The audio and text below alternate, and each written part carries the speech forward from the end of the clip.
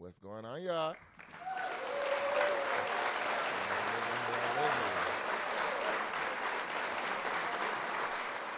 Y'all, what it do, what it do, what it do. It is your boy King Jay, and we is back for another episode of Royal Voices Podcast, the official podcast of Kingdom, a creative hub focused on music, art, and fashion, uplifting creatives, providing networking, resources, and a ton of other things for creatives.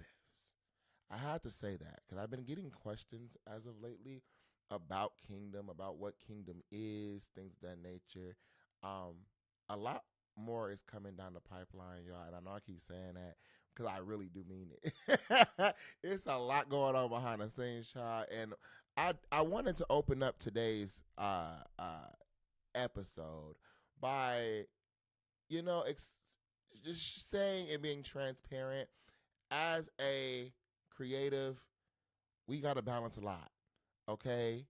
We got to balance work, family, friends, social life, business, creativity time, actually producing our art, our music, our visual designs, our, fashion designs, all that kind of stuff, our business plans, monetary, all, it's so much that go into this space. So I'm saying that to say, to any creatives out there that may get discouraged from the commitment, the time, energy, effort they got to put into these spaces, don't harper on what you're putting in. See it as an investment. Okay, invest in you. At the end of the day, you should be your biggest cheerleader. If everybody else think you ass trash, your business product, whatever, your music, your fashion design ain't it, you better believe in your vision. Because if you start falling victim to what people believe or think about you, you ain't gonna make it too far. And it's gonna burn you out real quick. Cause you're gonna get drained. You're gonna try so hard trying to please everybody around you that you forget why you started doing whatever it is you're doing to begin with. So stay true to yourself. Set time for what you really care about. And if you're truly passionate about it, you'll make time for what you're trying to do.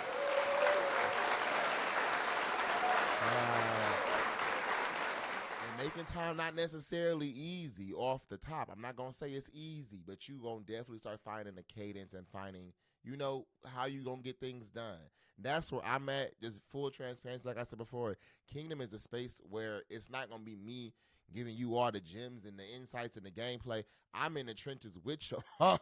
You know what I'm saying? I'm an artist. I'm up and coming. I'm up and starting my business. I'm up and, everything I'm talking about, sharing insight on when speakers start coming in, topics are being discussed and all that kind of stuff. It's not only going to be beneficial for Kingdom. It's not going to only be beneficial for the creators that are attuned to this space, but it's going to also be beneficial for me. So when we start having writing camps and stuff, I'm going to be sitting there right there with my notebook and my pen, like, all right, let's go ahead and get into the nitty gritty. When it comes to the business talks and all the kind of stuff, I'll be sitting right there with y'all, like, okay, let me go ahead and try this. Let me go ahead and try this app. Let me go ahead and do this. You get what I'm saying? Because I don't want to be hypocritical. And I think it'd be problematic when people are trying to give advice, give insight, give perspective on things they don't do. It's hard. You know what I mean? When you hear somebody like Jeff Bezos say, oh, just do X, Y, Z and you'll be okay. You already in your position of where you wanted to go. You get what I'm saying? So I think it's important to kind of follow and do what you preach. And that's what we're going to do over here. Because, again, Kingdom, we don't play them games. Okay? Yeah. So with all that being said, welcome back to episode 3. Before we get into the meat and potatoes of what we got for today, make sure y'all go ahead and follow us on all our platforms. Royal Voices Podcast can be found on Instagram and on TikTok at Royal Voices Podcast, all one word. You can also follow the brand Kingdom on Instagram and TikTok as well at KVNGDOM.co. And you can go ahead and follow the kid, your host, King Jay. As I said before, I am also an artist and founder and CEO of Kingdom. You can follow me on my social medias to stay up to date what's going on in my space at Instagram, underscore JAYTHEDON underscore. And it'll be a link tree in my bio with links to all my other things that I get into. So, with all that being said, y'all, we got a full agenda. I don't know why I feel like I ain't been here in a minute. I don't know why I feel like that, but it feel like that. So I'm glad to be back up in this mix. You know what I'm saying? It's gonna get into some things, cause y'all, the world is so ghetto, and I feel like these last three podcast episodes have just really been like my way of trying to like cope with the way the world is going. What I've been doing, and again, I'm preferencing by saying this is not a political podcast, but with the current events of the U.S. presidential election campaign going on, understanding how influential the United States politics, economy, and all that kind of stuff are when it comes to the rest of the world, I want to be sure we are attuned to what is going on. Um, because y'all, it's ghetto. And honestly, a lot of the things happening, the decisions that are being made by Congress, by presidents when they get into those positions, will impact all of us. So I don't really care if you back in Donald Trump. I don't really care if you're backing Kamala Harris. I don't really care what you're doing when it comes to the vote space. I would love for you to be considerate with your vote beyond what you gain as an individual, but how this can impact your neighbor, your friends, people you know and don't know, both domestically and internationally. But I want to make sure people, first and foremost, always have insight, okay? And on this podcast, we're going to get into some of the top things going on, but please, Google is a friend. Please fact check things people are saying to you, even if it's coming from me. Anything I say on this show, take it as I'm lying, bitch. I don't give a damn. Google is free. Don't run blind into listening to what anybody says on TikTok, Facebook, Instagram, Twitter. We are in a world now where AI can generate content you have a hard time deciphering is real or not. With that alone, I would personally start, getting into the habit of, if you're reviewing anything on social media, saying, "Oh, that's an interesting perspective. Let me go learn more about it to see, are you saying are you saying the story right? Are you talking about these things correctly? Are you saying the whole story?" Okay? Everything that glitter ain't gold. Just because it look and is perceived as good, it may not be that. It could be a wolf in sheep's clothing. And just because something looks bad does not make it all the way bad. You get what I'm saying? Please Google and research. Google is free. Pick up a book. Truth is still the goal and should always be in the forefront. But no matter your feelings, truth is truth. That's why I would encourage y'all, when it comes to seeking the truth, truly seek things that you are interested in learning and knowing, and can be comfortable with holding in your mind. Because once you learn something, you can't forget it.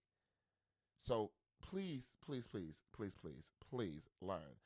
Speaking of fact check and speaking of the updates for the 2024 presidential election campaign space, a lot of journalists and news outlets are now starting to incorporate fact checking, because they're all capable of doing that in live time when they're doing reports, when they're doing interviews, to verify information.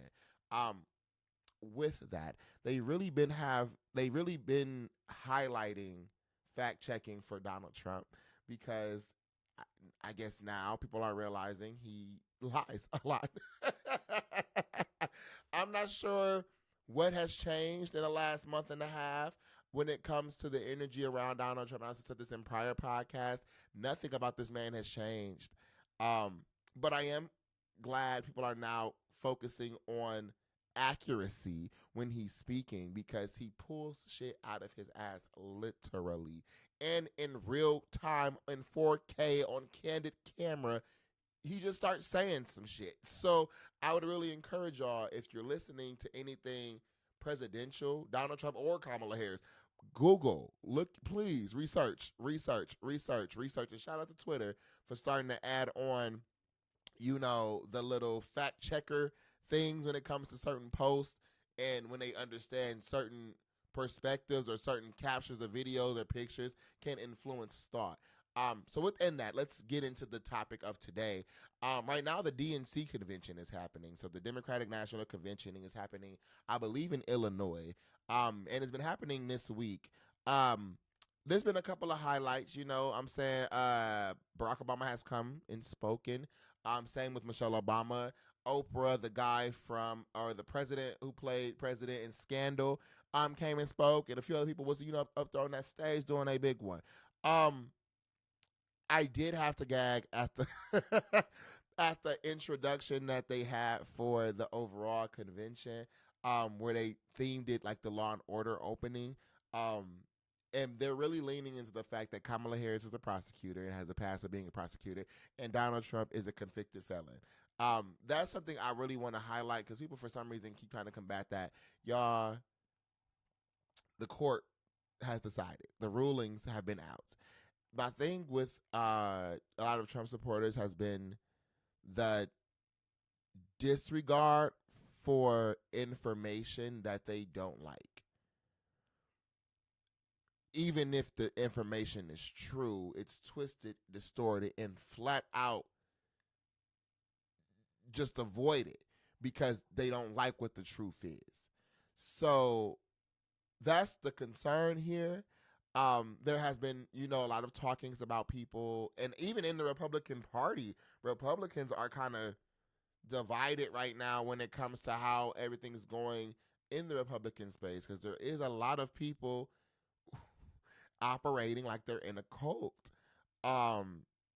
And it's some spooky oogie stuff to say. I'm not really realize that it's a little bit political and this can get a little bit spooky oogie. I don't know if I could really roll with it. I might end up slapping the hell out of one of my sisters. It's getting to that point where people are just getting fed up. And even, like I said before, Republicans are like, y'all, we not with them. We are not, we're not doing all of that. We have disagreements, but we don't believe in a dictatorship. We don't believe in all that kind of stuff. So they're really leaning into that narrative at the DNC convention. I think overall, both sides are really leaning into the marketing of everything and trying to create these convention experiences that are not only theatrical in a sense, but has resonance and opportunity to trend on social media. They're trying to find ways to highlight moments or have certain sections of speeches kind of be the focal points for social media purpose. Just going to be very transparent.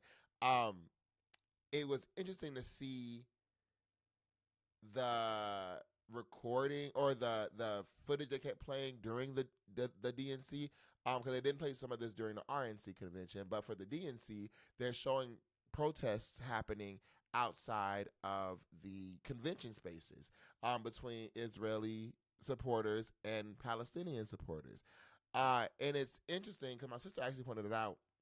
For the RNC, they weren't doing any of that. And in Milwaukee, because this is where the RNC convention was held, was in Milwaukee, Wisconsin.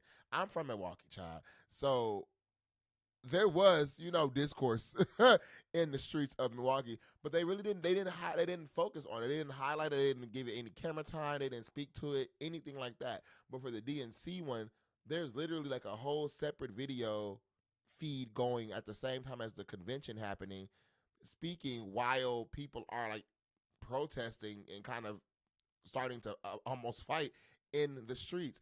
And I do find it interesting too that they're showing this while Biden was speaking, and it was confusing me because the whole we're gonna aim for a ceasefire, we're gonna stop this war, it's confusing as hell to say you're gonna stop a war that you're influencing.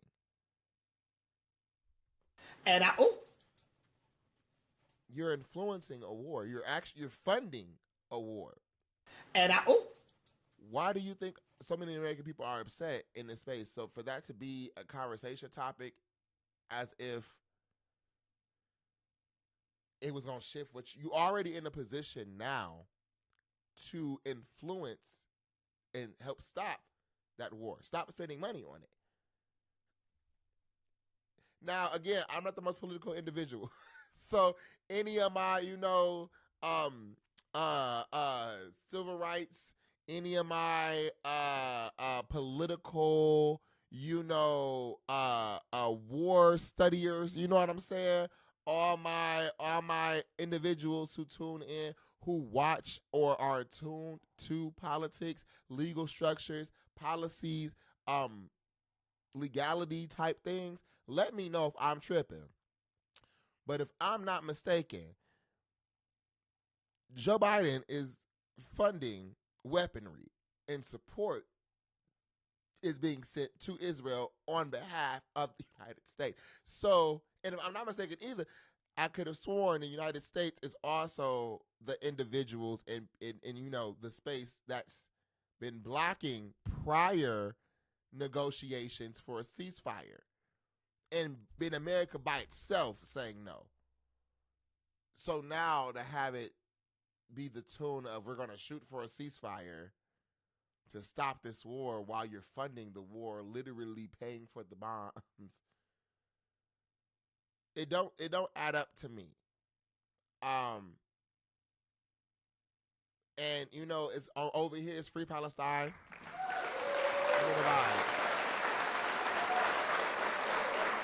We are not anti-Semitic over here. We love our Jewish brothers and sisters. We love our Palestinian brothers and sisters. But it's a space now where humanity is in the question. And the way these divides are fueling political conversations, ambitions, and campaigns, respectively, is truly disgusting to me. Because people are having all these debates, all these conversations, all these negotiations, and people are dying in real time. That's not going to change that. So when you hear the fueled outrage from Palestinians, it's not because people are having differing opinions. It's because people are dying right in front of them. We're seeing it on our timelines. We're watching it. We've seen videos of dismembered.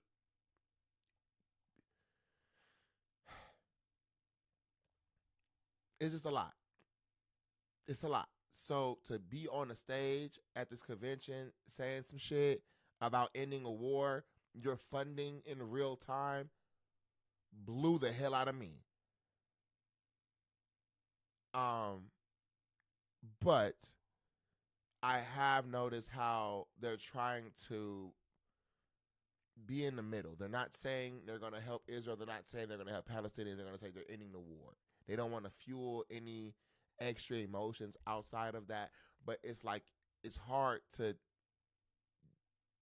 not have that space when you are literally in the seat right now and could make a change in that space right now and have shown you aren't going to do what you're saying you're going to do. So that was a little, not adding up to me. But I know for a fact Kamala Harris is relishing in the fact that she is going to go up against Donald Trump. Oh, she's having a ball. She's having a ball. She's having a key. And I think we know that. That's why she's leaning into the TikTok. She's leaning into the fun, the comical aspects of this overall election. And truly, I tell some of my friends, I listen to this too. I love Kamala, the energy she's giving, but she's also giving me Annalise Keating, How to Get Away with Murder. I'm getting that tone. Why? I don't know. I cannot say I don't know. I really don't. But just watching how she operates, I feel a plot twist coming. I don't know when, I don't know where, but I feel a plot twist coming. But within that, I am excited in seeing the momentum she's receiving as a black woman in this space. I'm excited to see the impact she's making on other black women. A lot of women I've been around these last few weeks, morale has been crazy. The tone that people are having right now when it comes to just being themselves in spaces that they're in. I work in a corporate setting, my day-to-day space. Black women in my corporate spaces got a little oomph to them. You know what I mean? So it's like I'm loving the simple impact her presence alone is having on black women in the community. Now, what is pissing me off are black men. And I talked about this the last podcast. Black men are truly showing their ass. We showing our ass right now. I'm not gonna hold you. And I'm saying we because people be getting mad at me when I be saying men, I be saying nay. And they be like, well, Josh, ain't you a boy? Yes, I'm a man, full man. But it's given I'm not they not like me. You know what I'm saying? I'm not like them. So when I'm saying man, I'm saying all of us excluded. Excluding me because I don't believe and operate the same way they do, child. But a lot of black, and I'm gonna say specifically the black straight man, child. Let me clarify. The black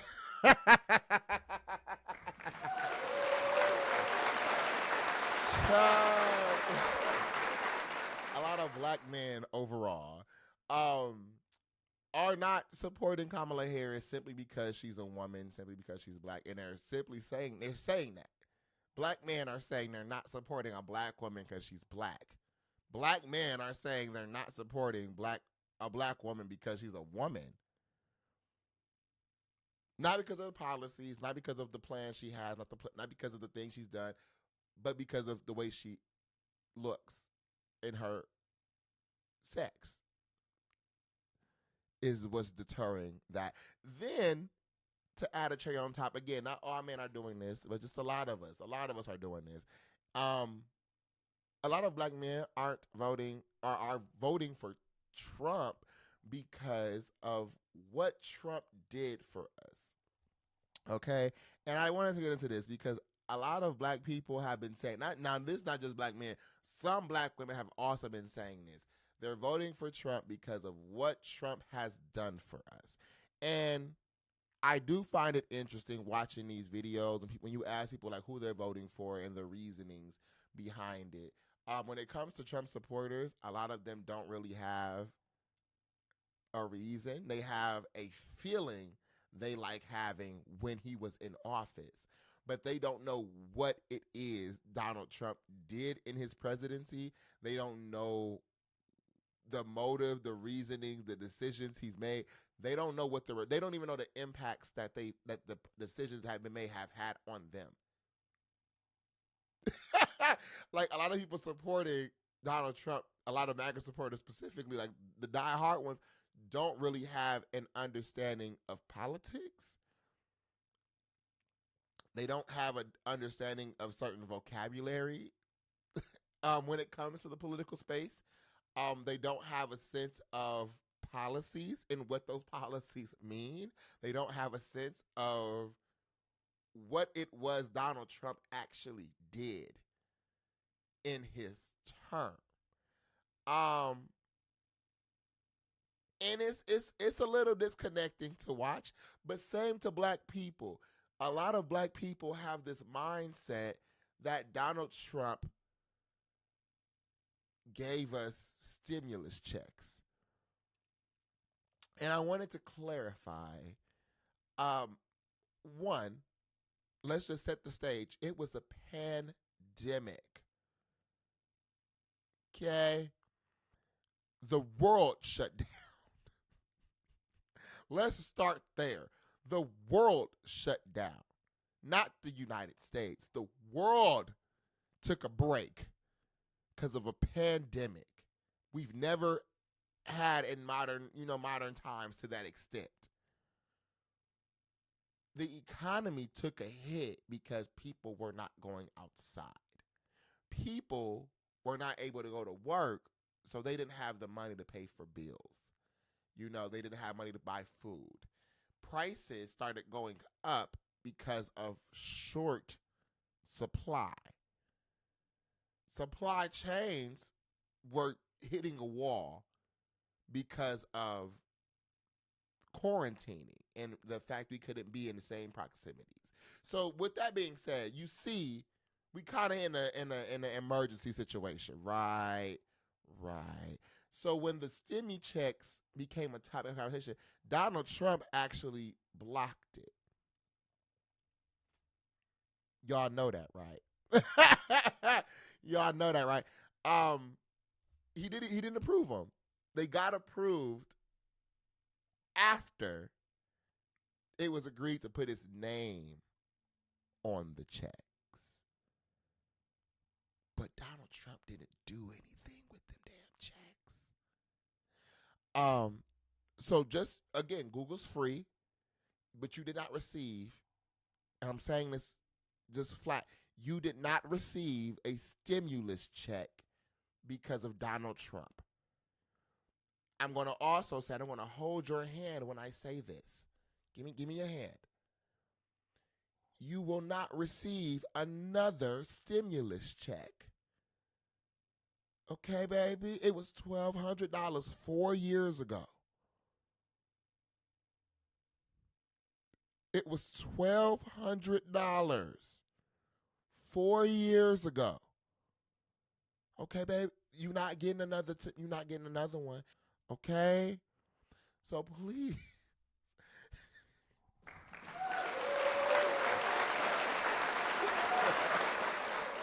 So please understand, it was $1,200. It was, and that should not be able to purchase your mentality. $1,200 should not be able to purchase your loyalty. And then when you're applying loyalty to $1,200 to a person who didn't want to give it to you to begin with,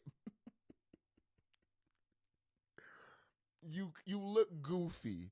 And I'm saying this to my black people as a whole. Please, we cannot sit in a state of mind that is detrimental to us. I think it's been upsetting to see so many black people have a mindset, have an expectation, one for $1,200 damn dollars, but also to a person who has shown you time and time again, he don't fuck with us. I don't know what else to say. He don't. He said that again during a National Association of Black Journalists conference on the stage with other black women who flat out asked him, do you think Kamala Harris is a DE&I hire? And this motherfucker said, I didn't know Kamala Harris was black.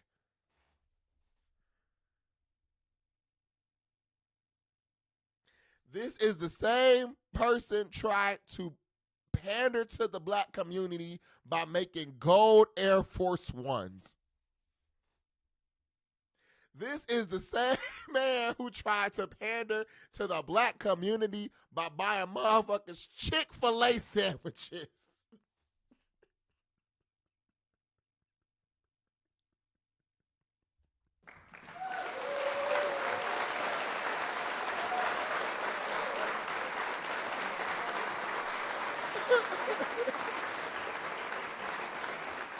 I don't know. I don't know what else to say besides, y'all, we got to stand up. Get strong in them knees, because we voted. Y'all voted for for simple shit. I don't mean to laugh, but y'all, it's truly comical. But I'm also laughing because it's scary. This is what really gets our attention. This is really what, if you give us $1,200, a Chick-fil-A sandwich and some ones, you got the black vote. Anyway. And I gotta also tell my people, just because Kamala Harris black don't make her qualified either. Kamala Harris is qualified because of the work she's done. Okay? Let's go into that. Kamala Harris is not being attracted to because she's black, not because she's a woman. Those are influential factors that will appeal to a demographic and to a supportive base, but the policies, the work she's done is what made her qualified. Actually, the most qualified for this role. Okay? So I say all that to say, black people, we got to be a little bit more, locked down, clink, clink. A bit more mentally attuned, but being able to really think critically. Okay? Okay? But anyway, I'm going to wrap this segment, this section up, the quick update that ended up being 30 damn minutes. Please go vote. If you need to learn more about your voting options, polling locations, how to register if you're voting for the first time, and the documents you will need to actually vote, as well as polling locations, please go to Vote.com or Vote.org. Both are good platforms to go to and get more information about things that apply to you in your local area. But again, please read into the policies. Please read into the administration they're going to be bringing in. And also, please be attentive to when you're being, I'm not going to say manipulated, I'm going to say persuaded.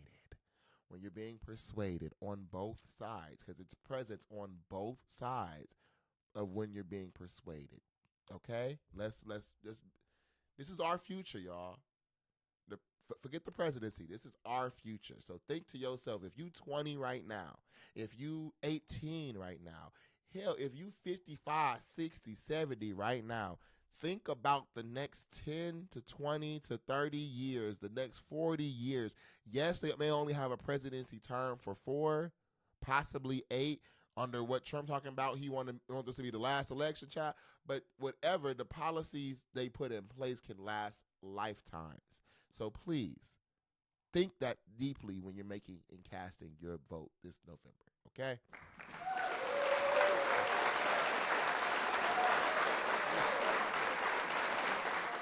Y'all, them updates for specifically the policy be so draining. It's a lot. It's a lot. So I don't want to get into too much, but go vote. So next up, I wanted to get into the Jhene Aiko concert. Have y'all been to the Jhene's Magic Hour tour? Yeah.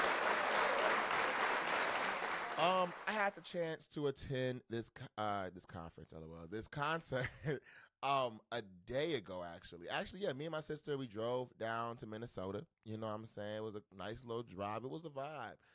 And we went to go see the Magic Hour tour. This was the second to last show. I think by the time this goes up, her tour will be done. But I think her last show is on the 22nd. But the show overall was good. I'm not going to hold you from start to finish. I will say the overall attendance of this event, she had it packed. They actually made an announcement in the beginning of the show when we were, just chilling, vibing with the DJ and all that kind of stuff, that 94% of the tickets sold were women, actually. So clap it up for y'all.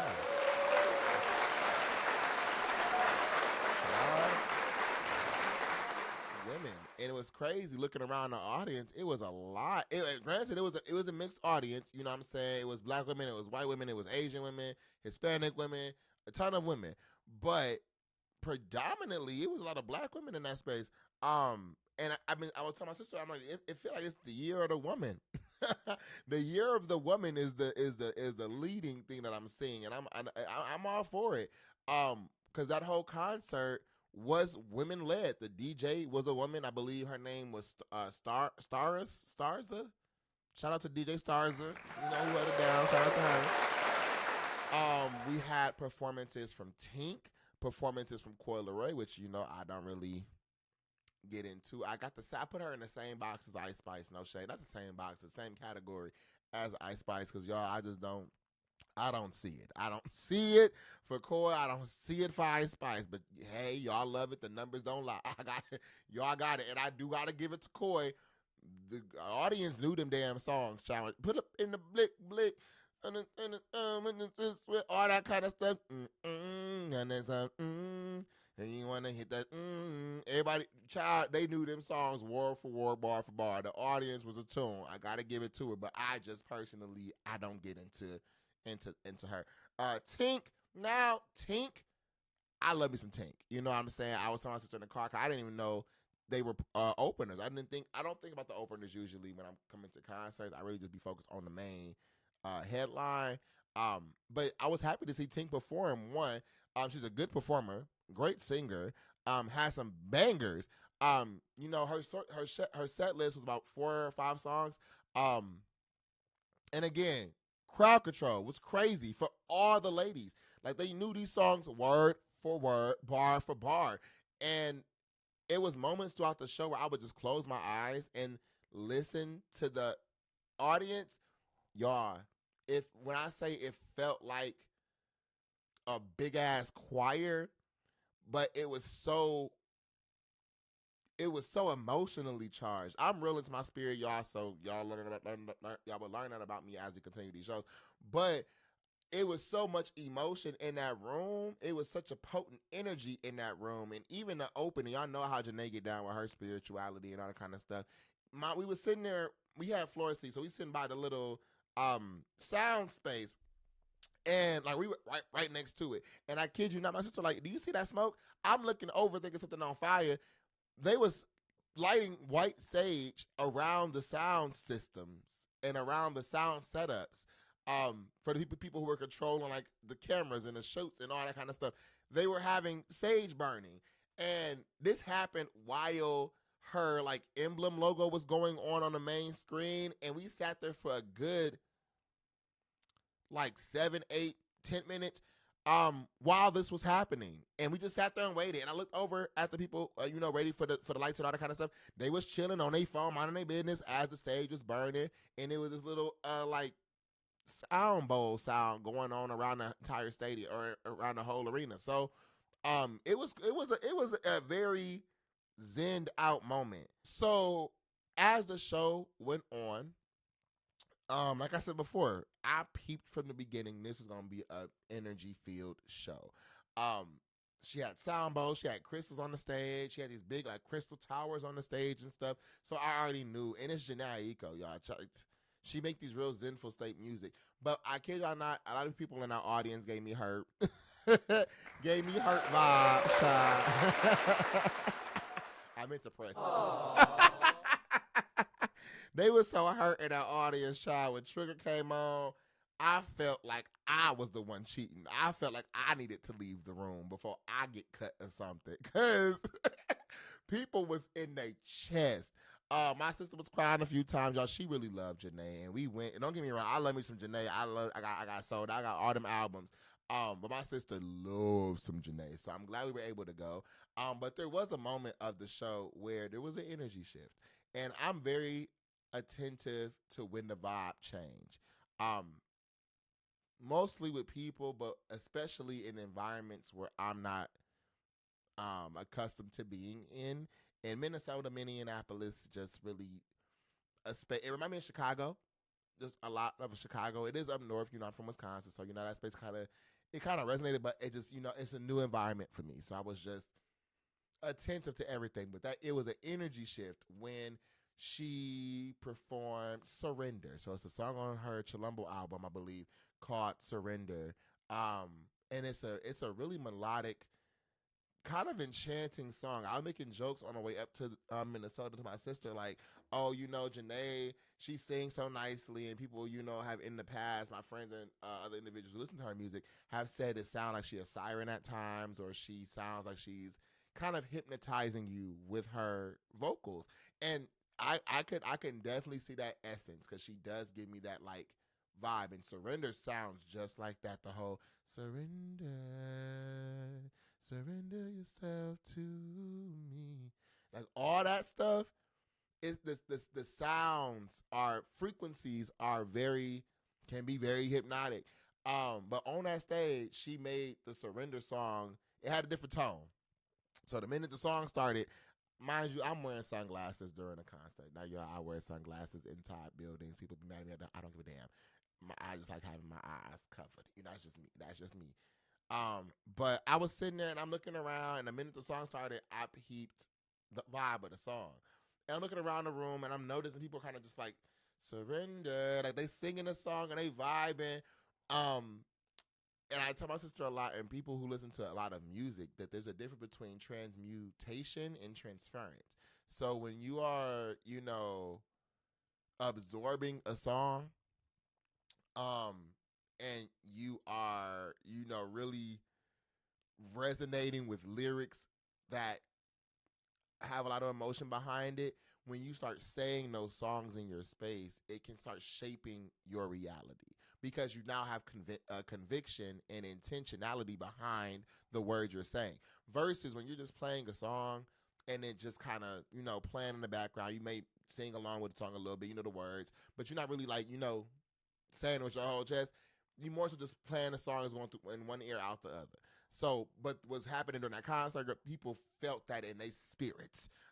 So she did the Surrender song, and then she jumped into, was it Pussy Fairy, with Mila J, and it was just this real sexual tone. And my sister looked around. She said, "You peeped the energy in the room." I said, "Yeah, I felt the vibe. I'm glad you felt it too." But again, that goes into that spiritual space. You know what I'm saying? So there was intentionality behind that set up, and her whole show.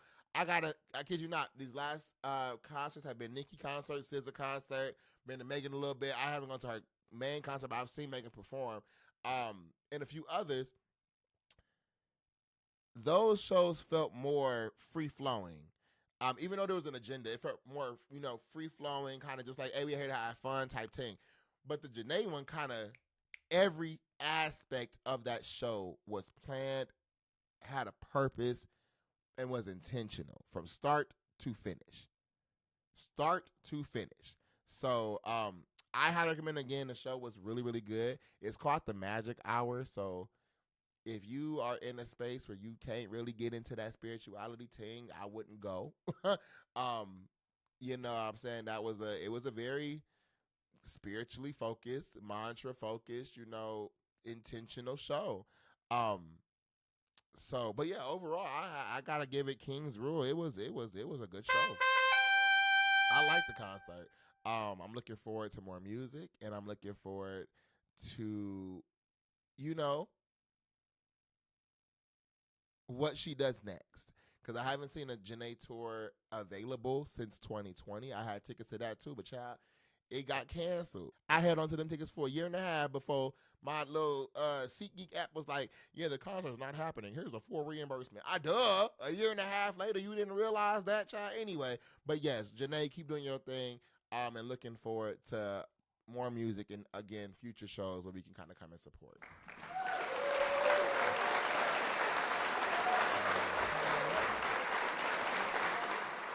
Speaking of Minnesota, and I know I said this the last podcast, that I was going to be putting up a reaction review to Lotto's album Sugar Honey Iced Tea. Now, from where I live now, it was about a 4.5 hour drive to Minnesota. So I told my sister, like, "Hey, girl, we gonna record this reaction, for this Lotto album." My sister likes Lotto a lot. And she said, "Okay, cool, we gonna be down." Child, we ain't record that album. We ain't record the reaction, but we did play the album. We did play it on the way back. And I want to give some highlights. So the project was 22 songs.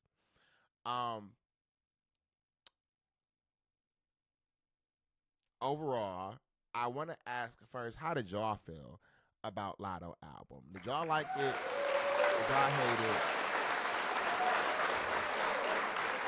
How did y'all feel about the project? Let me know down below in the comments how y'all feel about the project. And also let me know down below how you felt about the Jhene Aiko tour if you went. Because, again, I would like to see your thoughts. But anyway, The Lotto album, unfortunately, King's Rule. Now, I feel like I gotta explain it because I don't like giving the nays and the no's and all that kind of stuff. But it is what it is, and I'm being honest here. You know what I mean? We gotta be for real, y'all. At the end of the day, we gotta be for real. So the project itself just wasn't like hitting. It wasn't. She had about 4 or 5 songs on there I ended up keeping and like liking, but like when it came to like overall playback, I just didn't resonate with most of that album. So the album is called Sugar Honey Iced Tea. And it came out a few weeks ago. It's weird because Lotto as a artist, I love her aesthetic. She's beautiful. That is a beautiful woman. She's talented. Her aesthetic is nice. Her presence, her whole energy, I resonate towards.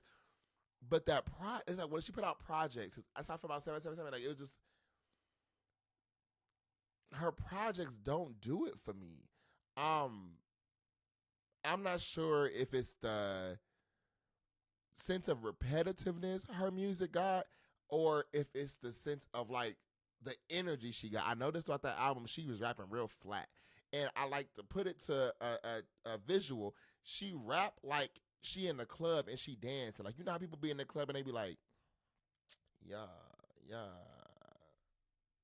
hey, like she rapping like she too cool to rap.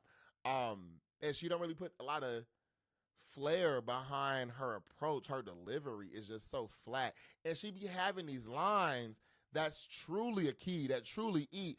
And if she would just deliver it in a different way, with more energy, with more enthusiasm, with a bit tone in her voice, it would hit a bit better. You know what I mean?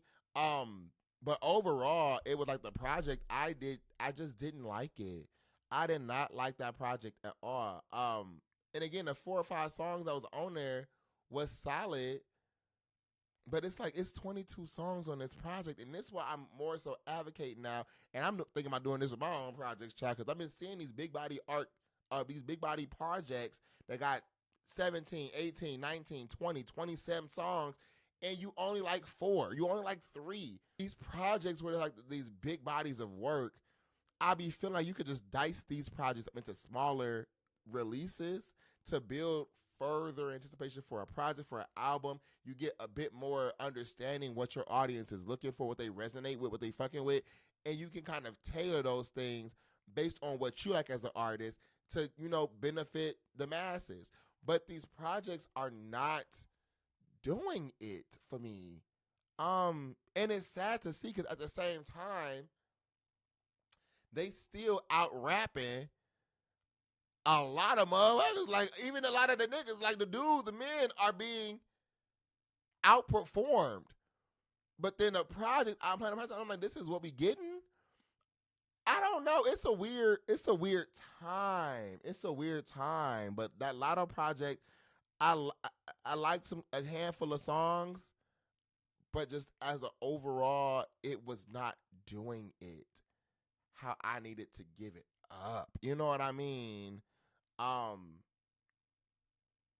Sunday service was cool. Brokey, my sister put me on a Brokey. I love Brokey. Brokey is such a fun song to me. Georgia Peach was okay. She had like 2 songs with Megan. Those songs were good.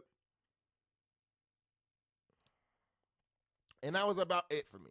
You know what I'm saying? She had one with Young Nudie. So I guess 5 or 6 songs. It wasn't 4 or 5. It was like 5 or 6 songs out of 22. But yeah, overall, I wasn't rocking with it. So y'all let me know how y'all feel about that project. I'm looking forward to seeing some videos to these spaces. I did see the video for Brokey where she kind of just made it more of like a, we outside rapping type vibe. And that was nice. That was cool. But it just overall, it's just I don't know what's going on with the music space. And kind of going on to our next topic, this goes into the conversation of the gold standard. Did y'all get a chance to see the Spotify gold standard interviews?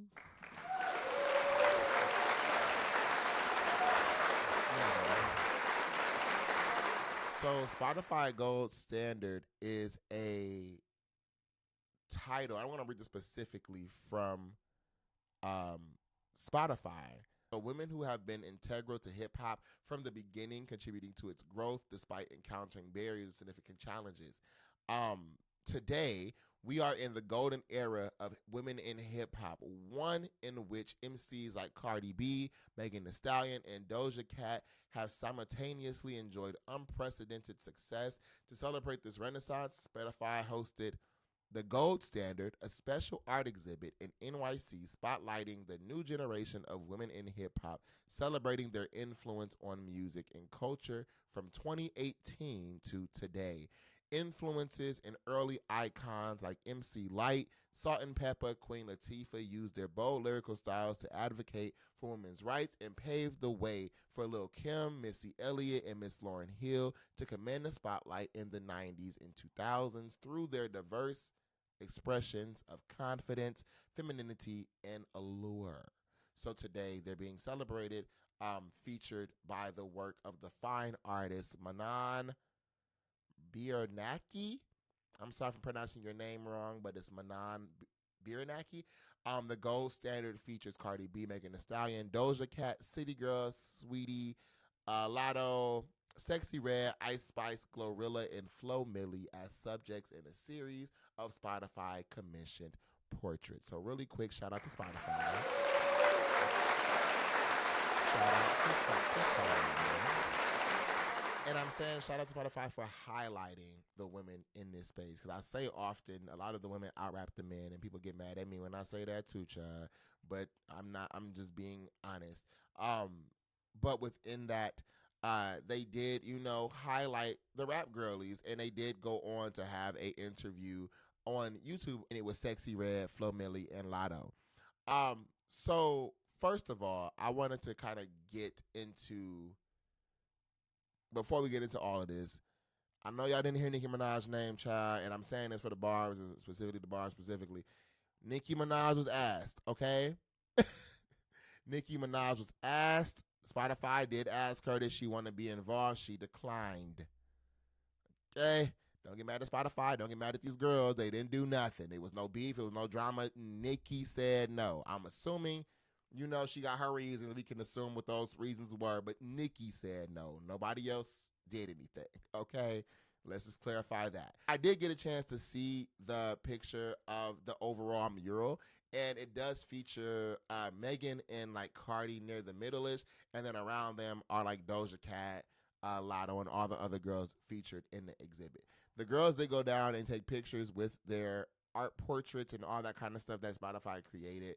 But you can kind of tell there was a space, and I'm assuming it was in the middle for Nicki, because it just awkwardly looked gapped. Like, it looked like somebody's supposed to be there or was planned on being there. And then they just ended up painting over it from what it looked like to me. But overall, the Spotify Gold Standard interview, they answered questions kind of just, about influences in hip hop and all this kind of stuff. And this interview kind of started getting some attention and circulation because of the comments of Lotto. Now, if you've watched interviews of Lotto in the past, she has really, been an echo and an individual who has given Nicki Minaj her flowers. But this interview specifically, when they were asked about, female influences and who they felt inspired them to kind of go in the booth, right, all that kind of stuff, her responses to that question have usually been Nicki Minaj, Nicki Minaj, Nicki Minaj, she the best, she did this, she did that. But now, this interview, she was talking about Left Eye and ATL specific women rappers who have, come up and really made some waves in the space. Which was interesting because, again, you have the fallout with her and Nicki. But then Sexy Red shouts out Nicki Minaj and talks about, the longevity she's had, and she hopes that one day she has that, kind of presence in hip hop. So as the conversation was going on, and they kept saying this is a golden era, this is a golden era for hip hop, I wanted to really dissect and ask, do we really feel that way? Do we think right now is a golden age of hip hop for women? Um, I personally had to think about this because I think there's a lot of scrutiny that goes behind the ladies in hip hop um, from a variety of people, but the kind of topics and conversations I hear revolve around talent when it comes to like lyrical ability, um, topic of conversation when they are rapping, when it comes to just being overly sexualized and all that kind of stuff. Um, their videos, kind of what is put into the production quality behind these songs, and then two, sales have been a primary conversation behind these ladies. Now, I would be remiss to say, or remiss if I didn't say, these this year and I think last year, hip hop has been on the decline. As far as revenue generation, as far as chart, occupancy. And actually, recently, I didn't make this a topic, but just wanted to kind of make a note of it. Universal Studios, which is or Universal, which is one of I believe the largest record label in the world, has reported a 30% decline in revenue. So that's not just from Universal. A lot of record labels this past year have been doing mergers, including Rock Nation, have been, echoing and saying, y'all, money down, money low. That's why you've been seeing people's budgets kind of get played with a little bit. That's why you kind of seeing, marketing behind certain individuals get pulled back.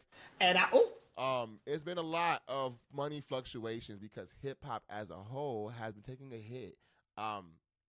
Now the reasons behind that, everybody got their own speculations, child.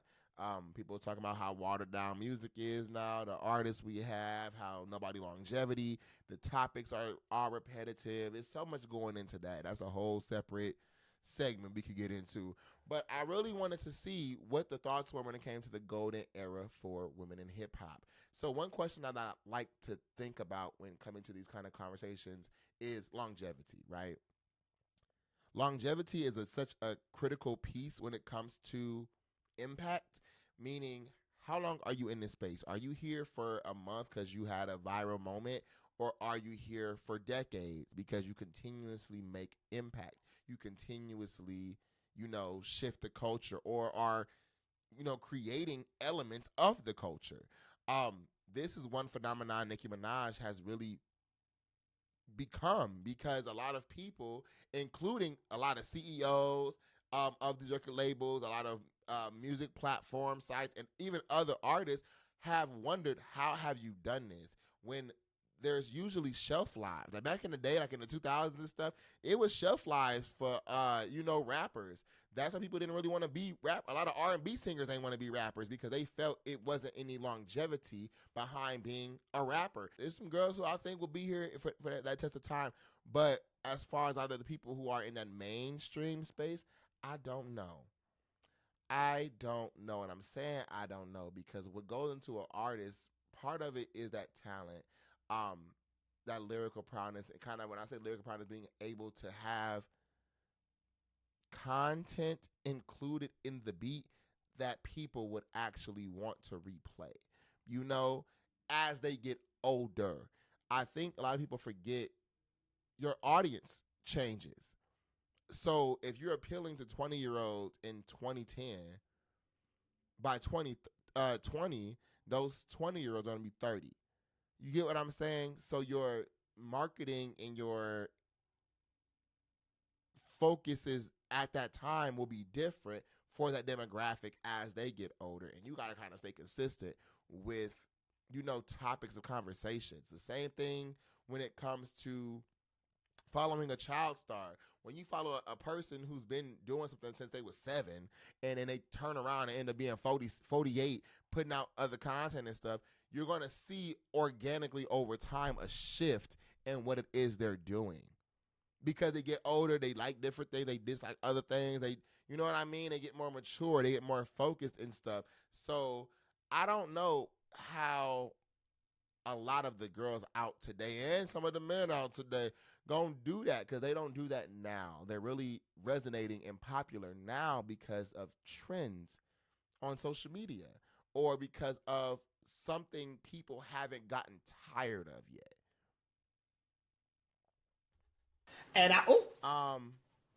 And no shade, I'm gonna put Ice Spice in that box, in that category. Don't get mad at me. I'm just being honest. Y'all grown bored of Ice Spice. Which something that y'all had to grow into. For me, I was there from song 2. I understood very quick your flow gonna stay consistent, your approach to these songs gonna stay consistent, and if you do anything else, you're gonna mimic other people.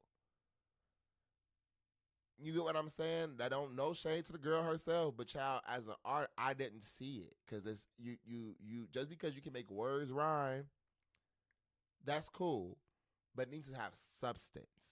It needs to have something outside of shaking your ass. It has to have something outside of just sitting there and looking cute and twirling your hair. It has to have something beyond that. And don't get me wrong, Ice Spice do got some songs, you know what I'm saying, that I will turn on. But as a overall artist, I didn't see it for her. I don't see it long. I don't see it for that. But not just her. It's also a lot of men too, who I don't see it for because they do the same shit where we talk about guns, violence, drive-bys, popping pills, everybody depressed for some damn reason. And that's what it is. It's getting boring. And a lot of artists are boring. That's why when I find artists who are not doing what's making me bored, I attune to it. That's why I like and love some Doechii. Every song Doechii put out, I'm like, oh, this, okay. Okay. Videos, okay. Let's get it. Same with Doja Cat. Doja Cat is a great artist. Pen be pushing. She took an L leaning too deep into that demonic shit. But other than that, she's a really talented artist and has been consistently. There are a lot of artists who are doing a damn thing. So I think that longevity, you have to learn how to find your niche, find your element, but also find ways to continuously evolve. So if a lot of artists today find they way to continue to evolve, they'll be doing good. The second question I get into when it comes to this whole golden era is classics. Now, we have artists out today who have dropped classics. And it's crazy because I think when we think about classics, truly, we thinking about people who made music in the 90s, the 80s, the 70s, the 60s, you know what I'm saying? People who've had music in circulation for 30, 40, 50, 60 years. That you can play a song today and it still bump. A lot of R&B artists got classics, you know what I mean? And a lot of those R&B songs get sampled, and you're seeing that a lot now in hip-hop, of those classics being samples for new music being created today. Same with hip-hop. There's classics that usually are focused around the 90s and the 80s, but we have to also understand hip-hop started in the 70s. Even within that, it's still going to be, the farthest we can go back ain't that damn far. You know what I mean? So when we say classics, I will give the leniency of hip-hop saying in 2024, if you still playing, Sugar Hill Gang, that's a classic. If you still play, you know what I'm saying? If you playing individuals that was there at that time, in the kind of closer towards the beginning of hip hop, it makes sense. But we have to also give credit and acknowledgement to those who have had songs that came out in 2000. People who had songs that came out in 2010. Even though it's only 10 and 20 years ago, with how fast technology, our attention, and social media has come in the last 10, 15, 12, 20 years, it's hard to stay attuned or even keep certain content in circulation because it's oversaturated now. You can find millions of songs, and not just from people who have household names, but new artists like King Jay could be popping up on your phone now. So, and I got a screenshot where I have my Spotify playlist and my warped year-end playlist, and I found it so crazy to me last year as the year ended when they showed me my top 5 people I'm listening to. it was Jhene Aiko, it was Megan Thee Stallion, it was Nicki Minaj, it was me, and it was Drake. So to see that, I have to capture it, and that's my screensaver, because I don't think people realize just how easy it is now to access music, and I don't think people realize how easy it is now to get swept under in music. Not because your music is bad, not because you're not doing something right, but because the sheer number of people and available content that is present. Same with YouTube. When YouTube started out, there weren't a lot of videos.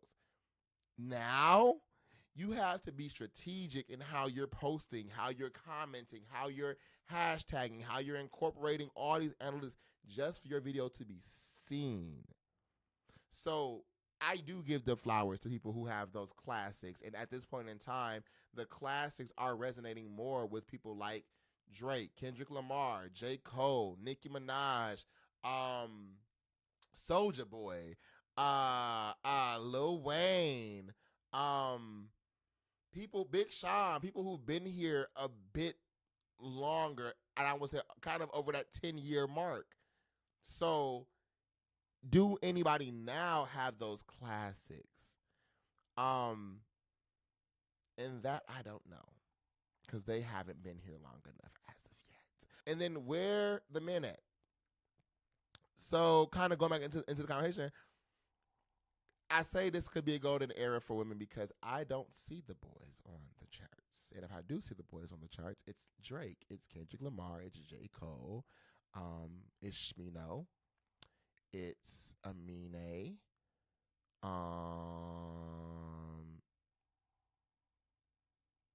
21.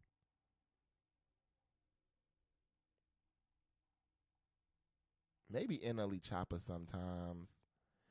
But overall, we don't hear a lot about the boys when it comes to like what's popping right now, what's bumping right now. But you'll hear when you go to clubs and stuff. Like you hear when you outside, but you don't really.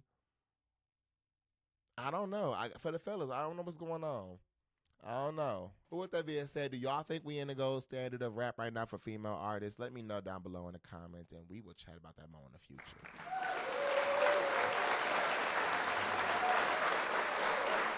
So, y'all, we are at that time of the show where I do artist spotlight, and I highlight creatives around me that I come across. So in today's artist spotlight, I do want to highlight a platform called Grinder Nation Radio. Let's clap it up for Grinder Nation. Grinder Nation Radio is a space where you can kind of, one, get into the radio stations, get into the vibe, get into the gigs, but you can also get into new artists. You can get into a ton of music, and it's led by a host that has very close ties to me. So I would highly, highly encourage y'all to go ahead and check out Grinder Nation. It's also an up-and-coming space, another area and environment that supports, uplifts creatives, and wants to work with the people. You can find Grinder Nation on Facebook. You can also find Grinder Nation on social media at Grinder Nation Radio, and I'll put their handles on the screen somewhere so you can go ahead and follow them. Lastly, I do want to shout out myself as well. I am an artist by the name of King Jay, KVNGJAY. Please don't forget the V. I put out a project last year titled It's Only Right, so go ahead and get into that. And I also have a single out now called Loud and Clear that you can find on all my platforms as well. So if you're interested in getting into my music and other things that I get done and during the day and in this environment of kingdom, please go ahead and follow me on Instagram at _JAYTHEDON_. You can also find my link tree in the bio as well, and it'll give you more insight into the things that I do. Now, with all that being said, thank y'all for tuning into episode 3 of Royal Voices Podcast. Yeah. Continuing on to doing bigger and better things, child. We're going to continue messing with the set design, set up as we continue down this pipeline. I put a little chance up today. I painted that a few years ago, so I put that up right quick. I don't know how I feel about it, so we're going to try to put other stuff up and, get into the gig, put a little lights, a couple things. We're going to see what's going on in the mix. But until next time, y'all, thank y'all for tuning into the show on today. Remember, we reign forever. Y'all have a good one.